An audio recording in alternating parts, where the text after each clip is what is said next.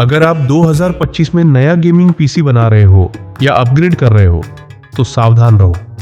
कुछ अपग्रेड ऐसे हैं जो बस पैसे की बर्बादी है, परफॉर्मेंस में ज्यादा फर्क ही नहीं आता। चलो देखते हैं 5 अपग्रेड्स जो गेमर्स को बिल्कुल नहीं लेने चाहिए। 1, प्रीमियम आरजीबी फैन। सबसे पहले महंगे आरजीबी फैन।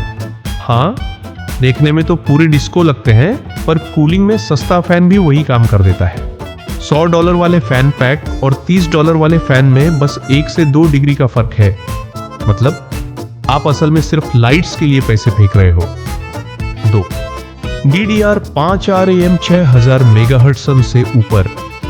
अब बात करते हैं RAM की। DDR5 तो सही है, लेकिन 6000 मेगाहर्ट्ज से ऊपर जाने का कोई मतलब नहीं।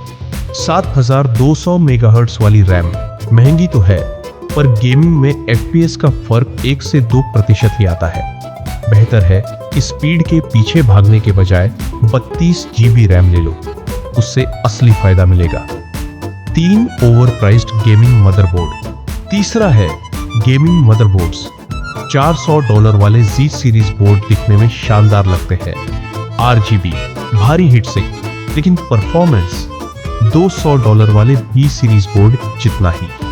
जब तक आपको एक्सट्रीम ओवरक्लॉकिंग नहीं करनी, ये फिजूल खर्च है। बचा हुआ पैसा GPU में लगाओ।